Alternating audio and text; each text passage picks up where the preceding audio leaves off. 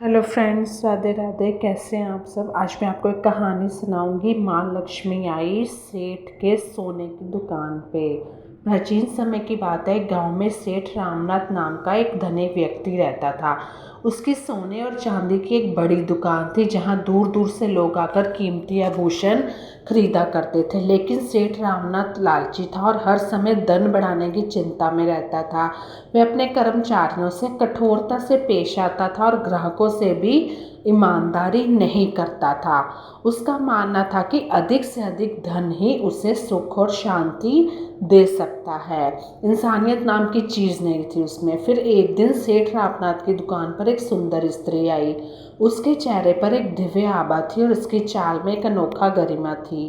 वह सीधा सेठ के पास गई और मुस्कुराते हुए बोली, सेठ जी, क्या आप मुझे कुछ सोने के आभूषण दिखा सकते हैं?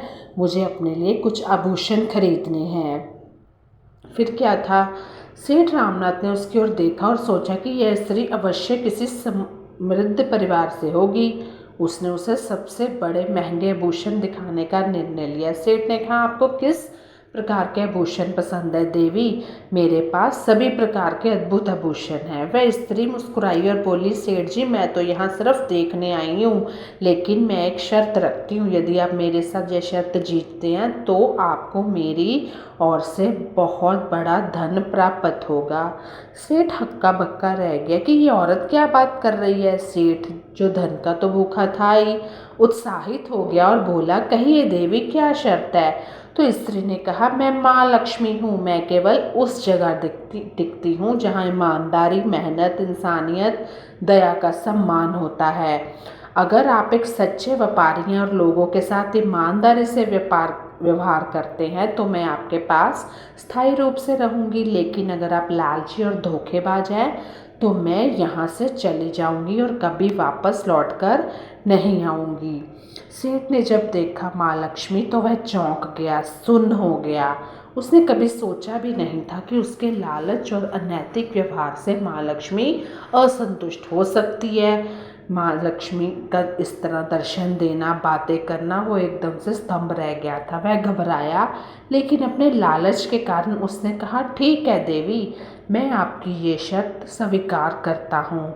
आप कृपा मेरे पास ही रहें, अपनी कृपा बरसाते रहें। माँ लक्ष्मी ने मुस्कुराते हुए सिर हिलाया और कहा, अच्छा, मैं 3 दिन आपके साथ रहूँगी।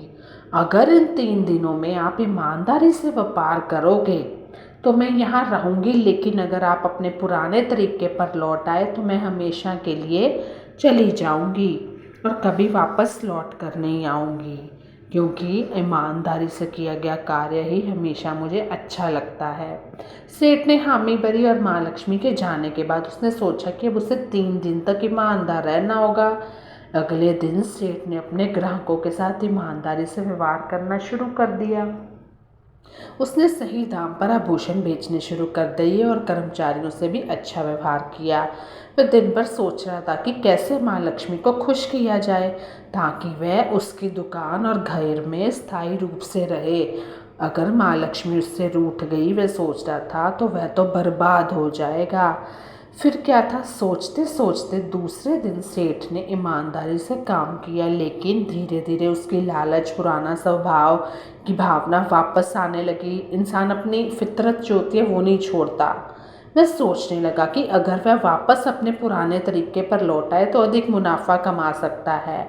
तीसरे दिन जब एक गरीब महिला उसकी दुकान पर आई और आभूषण खरीदने के लिए पैसे मांग रही थी तो सेठ ने उसे ठगने का मन बना लिया। उसने सोचा कि माँ लक्ष्मी को कौन सा पता चलेगा, लेकिन जैसे ही उसने महिला को ठगने का प्रयास किया, माँ लक्ष्मी प्रकट हो गई और गुस्से में बोली, सेठ रामनाथ, तुमने मेरी शर्त तोड़ी है। तुम अपने लालच पर काबू नहीं रख सके।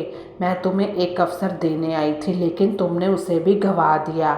अब मैं हमेशा हमेशा के लिए यहाँ से जा रही हूँ। सेठ ने माँ लक्ष्मी से माफ़ी मांगी, गिड़गिड़ाए उनके चरणों पे पड़ गया, लेकिन बहुत देर हो चुकी थी। माँ लक्ष्मी वहाँ से चली गई और सेठ रामनाथ का व्यापार धीरे धीरे घटने लगा। उसकी लालच और अनैतिकता के कारण जो ग्राहक थे छोड़कर चले गए। उसके जो व्यापारी थे, काम करते थे उसके साथ, वो भी भाग गए।